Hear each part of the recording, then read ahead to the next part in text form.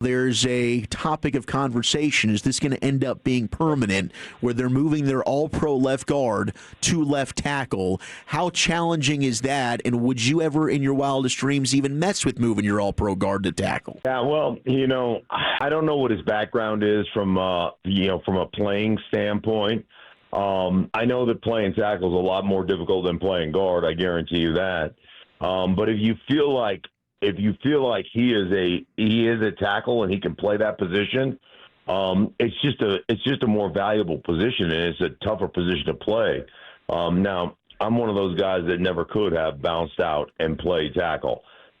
There's just no chance of that happening. I mean, I was going to play in the concrete. So it just all depends upon how that guy is wired, how what he has done, what his skill set is. He's obviously a damn good player.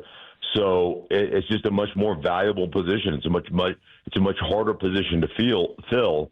So if he can play it, then by all means, bounce him out there.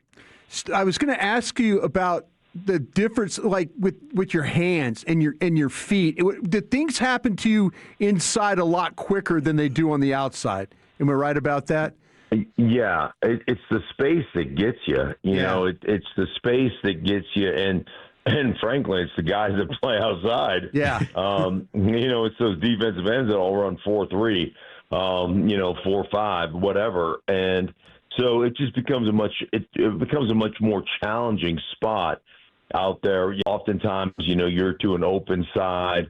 The guys have the ability to not only beat you with speed, but also turn and try to drive you into the pocket. And so there's just not as many bodies in there. As a guard, I was really conscientious and really understood the game from the standpoint of where can I funnel this particular player, where I have either help or where I have body presence of other people, all that kind of stuff. You just don't have that out there at tackle. So it's just a much more challenging position to play.